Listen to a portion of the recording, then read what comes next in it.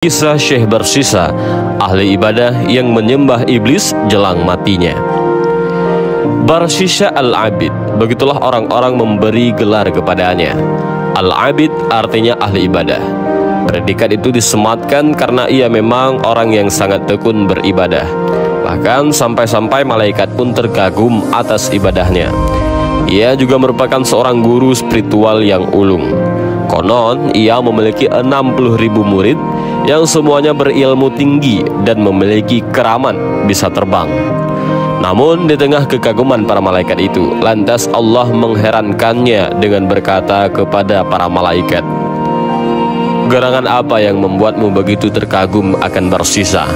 Padahal di dalam pandangan hakikatku, ia tak ubahnya seperti setan yang terkutuk."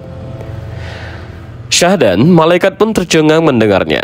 Mereka mulai menerka-nerka akan takdir apakah yang membuatnya tersungkur ke dalam lembah derajat setan yang hina.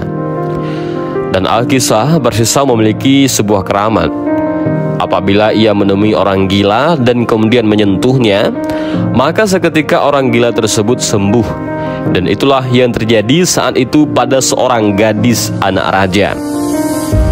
Sang putri raja mengalami gangguan jiwa. Atas perintah sang raja, diutuslah pasukan kerajaan untuk membawa sang putri ke padepokan Barsisa di tengah hutan agar ia memperoleh perawatan rehabilitasi dengan harapan akan menuai kesembuhan. Maka berangkatlah para pasukan dengan membawa putri raja yang sedang sakit jiwa ini. Sesampainya di padepokan Syekh Barsisa, setelah mengutarakan maksud dan tujuan kedatangannya, para prajurit kerajaan bergegas undur diri untuk kembali ke kerajaan dengan meninggalkan sang putri bersama Barsisa di padepokannya yang berada di tengah hutan. Saat para punggawa telah meninggalkan mereka berdua, saat putri raja masih dalam keadaan gila, dan saat Barsisa hanya ditemaninya di tengah hutan belantara tanpa ada orang selain mereka, iblis pun datang menggoda.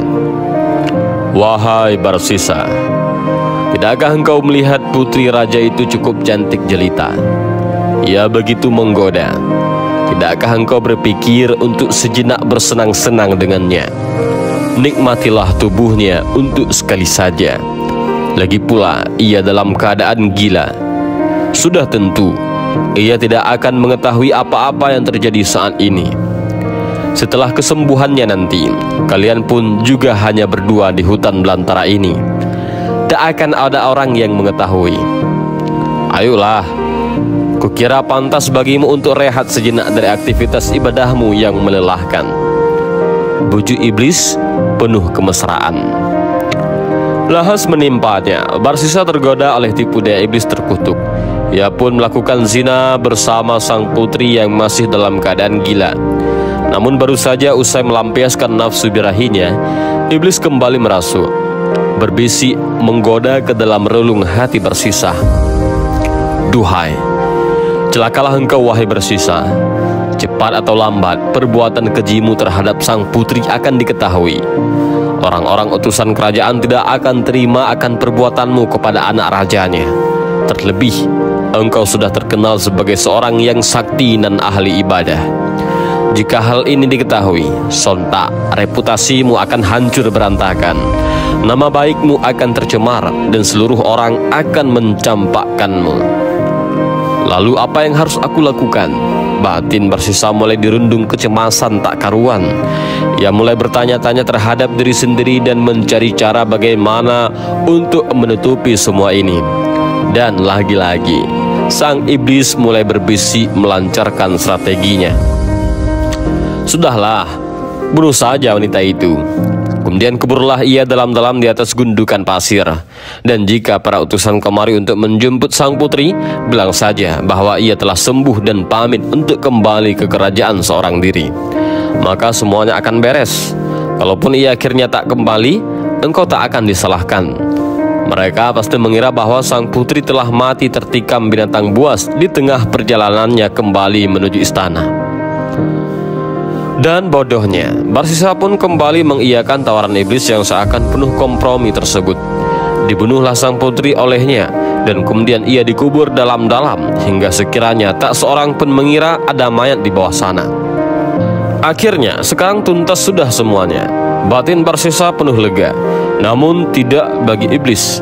Setelah ia berhasil membujuk rayu manusia yang terkenal ahli ibadah dan bisa menyembuhkan orang gila hanya dengan sentuhan tangannya itu, iblis kemudian menjelma menjadi seorang yang salih, ahli ibadah yang seakan dapat mengetahui segala sesuatu yang terjadi. Ia kemudian masuk ke istana, menemui raja dan menceritakan apa yang terjadi terhadap putrinya dan Barsisa di tengah hutan belantara. Seketika sang raja mengirim utusan untuk menangkap Barsisa di padepokannya, dan tanpa ampun akhirnya Barsisa dihukum salib oleh sang raja. Sungguh kini Barsisa sudah tak mampu melakukan apa-apa. Di tengah kelemahan Barsisa ini, dengan licik sang iblis kembali memanfaatkan keadaan untuk menjerumuskan lebih dalam lagi ke lembah kekufuran. Iblis pun berkata kepada Barsisa dengan penuh rasa iba, "Duhai, alangkah malangnya nasibmu. Engkau sekarang terhukum salib oleh sang raja. Namun janganlah kau hiraukan. Sebentar lagi penderitaanmu akan berakhir. Aku akan menolongmu. Tapi ada satu syarat yang harus kau penuhi." "Apa itu?" "Sungguh akan kulakukan asal engkau mau menyelamatkanku," tanya Barsisa kegirangan. "Sembahlah aku." "Bagaimana aku dapat menyembahmu jika tubuhku tersalib oleh kayu?" tanya Barsisa di tengah kondisinya yang semakin layu.